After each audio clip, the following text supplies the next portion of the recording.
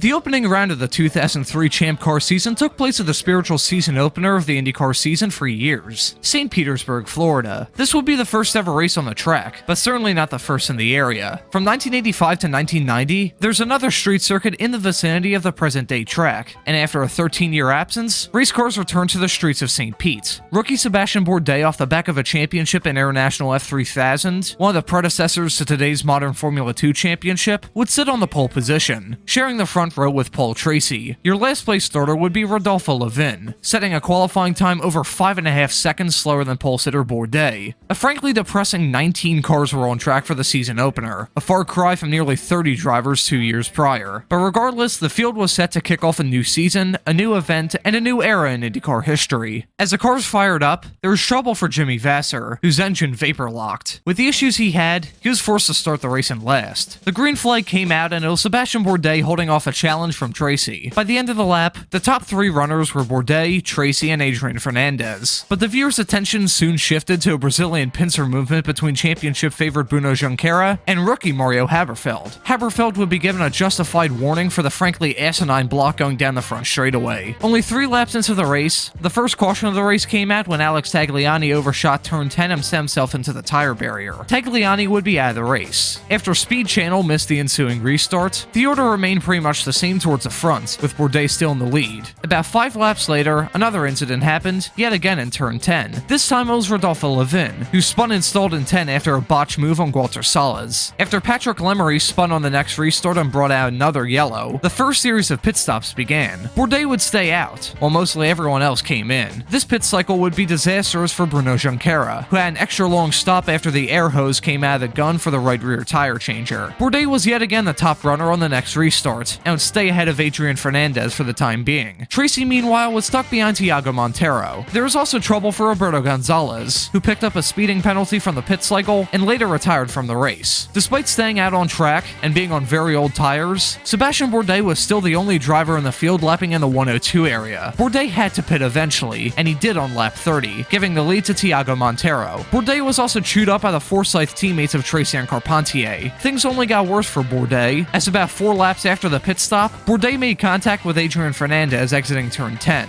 The contact broke Bourdais' rear suspension, and while he would rejoin the race later on, he was taken out of contention. The following part of the race was really boring. So much in fact that while writing this video, I was looking for some form of entertainment, even at my own expense. So I'm watching the 2003 Champ Car race at St. Pete. That's really f***ing boring right now, so I decided to give myself some entertainment by whacking myself with a taser.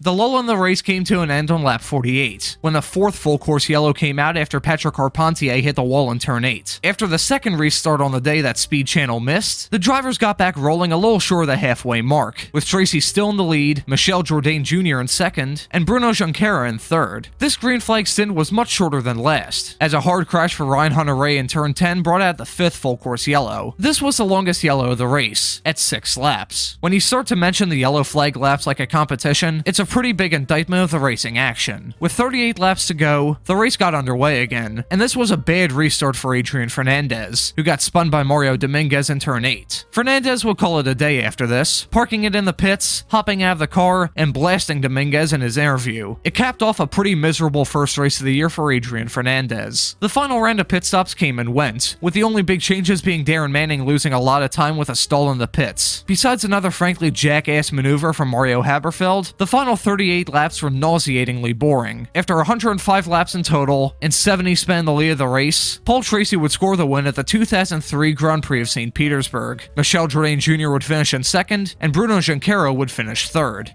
Yeah, this race was pretty painful to sit through, and not just because I teased myself before the halfway mark. Note how in the comments section of this race, basically nobody mentioned the racing itself, mainly because there's just nothing to talk about. The fact I managed to get a 1,000-word script out of a race like this is truly unbelievable. Hopefully the rest of the season is far more interesting than this, because good lord that was boring. I mean, you know it's bad when tasing yourself is the only way of keeping yourself awake. Hopefully this boring race didn't leave a bad taste in your mouth, and I hope to see you next Wednesday for the Monterey race review. Thank you all for watching, and have a great afternoon.